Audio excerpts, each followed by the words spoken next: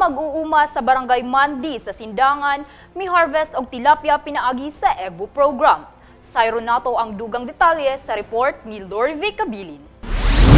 Lingaw nga mi-harvest silang mga tilapia gikan sa gamay nila nga fish pond ang mga miyembro sa Sitio Pangi, Barangay Mandi, Igbo Farmers Association sa lungsod sa Sindangan kaniadtong Setyembre 28 ning tuiga.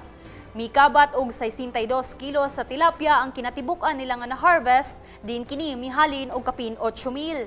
Matud ni Mr. Maximo Bersano, presidente sa nasangpit nga asosasyon, nga plano nila karon nga padak-an ang ilang fish pond.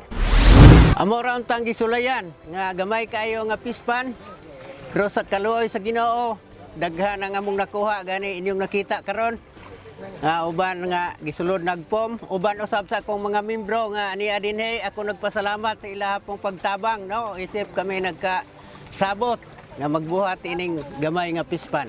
Salamat kaayo ro sa imo pong gihatag nga binhi nga humay gobernador.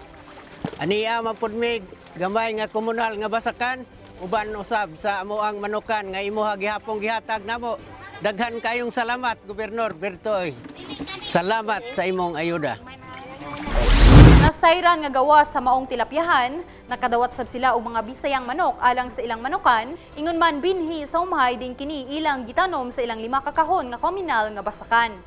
Sumala ni Miss Cristina Montefalcon, fisheries technician, nga dunay 750 ka tilapia fingerlings ang gibuhian sa maong fish pond base sa gidak-on niini nga 150 square meters.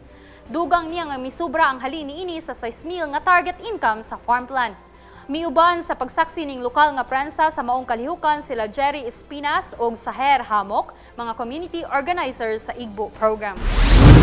Magpabiling updated sa mga pinakalahing kalambuan ning atong probinsya. I-like o i-follow ang among Facebook page ug mag-subscribe sa among YouTube channel. Kini ang Egbo Agri Balita. Lady Mary Luya alang sa Zamboanga del Norte Provincial News Network. Ang dapig sa kamatuuran, duyog sa kalambuan.